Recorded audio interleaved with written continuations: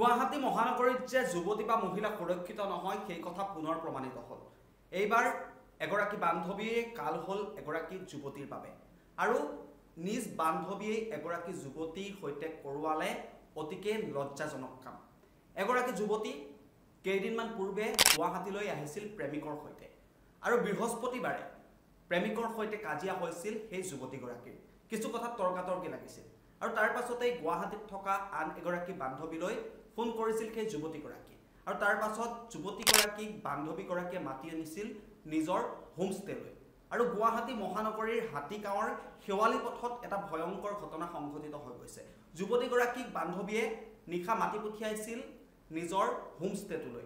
শেৱালী পথত থকা এটা হোমষ্টেলৈ মাতি পঠোৱা হৈছিল আৰু তাৰ পাছত সেই যুৱতীগৰাকীৰ বান্ধৱীয়ে মাতি পঠিয়াইছিল আন দুজন যুৱকক আৰু দুপৰ নিশালৈকে সুৰাৰ আড্ডা চলিছিল সেই হোমষ্টেটো। আৰু তাৰ পাছত যিগৰাকী যুৱতী কেইদিনমান পূৰ্বে গুৱাহাটীলৈ আহিছিল সেই যুৱতীগৰাকীক এজন যুৱকে অপকৰ্ম কৰিলে আৰু তাৰ পাছত আনজন যুৱকেও সেই যুৱতীগৰাকীৰ সৈতে অপকৰ্ম কৰিলে। অৰ্থাৎ ক'বলৈ গ'লে দলবদ্ধ ধৰ্ষণ কৰা হ'ল যুৱতীগৰাকীক আৰু যেতিয়া যুৱতীগৰাকীক দলবদ্ধভাৱে ধৰ্ষণ কৰি থকা হৈছিল তেতিয়া সেই বান্ধৱীগৰাকীয়ে ৰুমটোৰ দুৱাৰখন বাহিৰ ফালৰ পৰা মাৰি দিছিল। অৰ্থাৎ নিজৰ বান্ধৱীকেই এনেকৈ বিপদত পেলালে আন এগৰাকী বান্ধৱীয়ে। আৰু এই ঘটনাটো গুৱাহাটী মহানগৰীৰ মাজমজিয়াত সংঘটিত হৈছে। হাতীগাঁৱৰ শেৱালী পথৰ এটা এটা হোমষ্টেত এই ঘটনাটো সংঘটিত হৈছে আৰু এই হোমষ্টেটোতেই এগৰাকী যুৱতীক দলবদ্ধভাৱে ধৰ্ষণ কৰা ঘটনাই এতিয়া তীব্ৰ চাঞ্চল্যৰ সৃষ্টি কৰিছে। এই সমগ্ৰ ঘটনা সন্দৰ্ভত আৰক্ষীৰ ভূমিকা কিন্তু নীৰৱ। নিশাই ভুক্তভোগী যুৱতীগৰাকীয়ে আৰক্ষীক খবৰ দিছিল। আৰক্ষীক খবৰ দিয়াৰ পাছত সেই যুৱতীগৰাকী ঘৰলৈ আহিছিল আৰক্ষীৰ দল। যুৱতীগৰাকীক স্বাস্থ্য পৰীক্ষা কৰোৱাইছিল আৰু তাৰ পাছত কোনো ধৰণৰ ব্যৱস্থা গ্ৰহণ কৰা নাছিল। অৱশেষত বাৰে বাৰে এজাহাৰ দাখিল কৰাৰ পাছত বাৰে বাৰে অনুৰোধ কৰাৰ পাছত ধৃত যুৱক দুজনক আৰক্ষীয়ে আটক কৰিলে যদিও সেই যুৱক দুজনক মোকলাই দিয়া হ'ল আৰু তাৰ পাছতেই এতিয়া ক্ষোভ উজাৰিছে সেই যুৱতীগৰাকীয়ে আৰু যিগৰাকী বান্ধৱী সেই বান্ধৱীগৰাকীৰ বিৰুদ্ধেও বিহিত ব্যৱস্থা গ্ৰহণ কৰিবলৈ দাবী জনাইছে ভুক্তভোগী যুৱতীগৰাকীয়ে। এতিয়া যেন গুৱাহাটী মহানগৰীত কোনো কাৰণতে সুৰক্ষিত নহয় যুৱতী আৰু মহিলা। আমি দেখি আহিছোঁ বিগত সময়ছোৱাত বহুকেইগৰাকী যুৱতীৰ সৈতে বা মহিলাৰ সৈতে ভয়ংকৰ ঘটনা সংঘটিত হৈ আহিছে। যুৱতীগৰাকীক আন এগৰাকী যুৱতীয়ে কেনেকৈ নিজৰ বান্ধৱীক এনেকুৱা এটা পৰ্যায়লৈ লৈ যাব পাৰে সেয়া আপোনালোকে চিন্তা কৰক। কাৰণ পূৰ্বতেও গুৱাহাটী মহানগৰীত কেইবাগৰাকী মহিলা হত্যাৰ বলি হৈছে, ধৰ্ষণৰ বলি হৈছে। কেইবাগৰাকী যুৱতীয়েও মানসিক চাপত ভুগি আত্মহত্যা কৰাৰ দৰে ঘটনা সংঘটিত হৈছে। কেইবাগৰাকী মহিলাৰ সৈতে সংঘটিত হৈছে। কোনো মহিলাক যদি মাছ ৰাস্তাত ছুৰিকাঘাত কৰি আঘাত কৰা হৈছে, হত্যা কৰা হৈছে।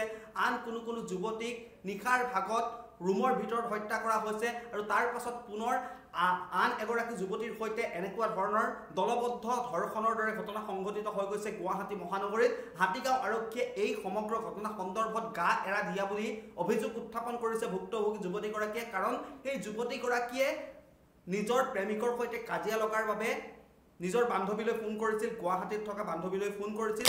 বান্ধৱীগৰাকীয়ে মাতি পঠাইছিল। যুৱতীগৰাকীয়ে ভাবিছিল যে নিজৰ বান্ধৱীৰ সৈতে থাকিলে অলপ সান্তনা লাভ কৰিব বা অলপ ভালদৰে থাকিব পাৰিব। কিন্তু সেই বান্ধৱীগৰাকী ইমানেই নিজ, বান্ধৱীগৰাকীয়ে মাতি পঠিয়াইছিল আন দুজন যুৱকক। সেই দুই বন্ধুৰ সৈতে সুৰাৰ আড্ডা চলাইছিল বান্ধৱীগৰাকী আৰু তাৰ পাছত যিগৰাকী ভুক্তভোগী যুৱতী সেই যুৱতীগৰাকীৰ ওপৰত দলবদ্ধভাৱে ধৰ্ষণ কৰা হ'ল আৰু যেতিয়া দলবদ্ধভাৱে ধৰ্ষণ কৰা হ'ল সেই ধৰ্ষণত হাত আছিল বান্ধৱীগৰাকীৰ। হয়তো তেওঁলোকৰ এয়া পৰিকল্পনা আছিল। কাৰণ যুৱতীগৰাকীক যেতিয়া ধৰ্ষণ কৰি থকা হৈছিল তেতিয়া বান্ধৱীগৰাকীয়ে সেই ঠাইৰ পৰা ওলাই আহি দৰ্জাখন বাহিৰ ফালৰ পৰা বন্ধ কৰি দিছিল আৰু তাৰ পাছত আৰক্ষীক খবৰ দিছিল ভুক্তভোগী যুৱতীগৰাকীয়ে। আৰক্ষী আহিছিল, আৰক্ষীয়ে যুৱতীগৰাকীক স্বাস্থ্য পৰীক্ষা কৰোৱাই দায়িত্ব সামৰিলে। যুৱতীগৰাকীৰ এজাহাৰ ল'বলৈ অমান্তিক হৈছিল কিন্তু অৱশেষত যুৱতীগৰাকীৰ অনুৰোধত আৰক্ষীয়ে ধৃত লম্পটকেইটাক আটক কৰিলে। কিন্তু সেই লম্পটকেইটাক আটক কৰি ক্ষান্ত নাথাকিল।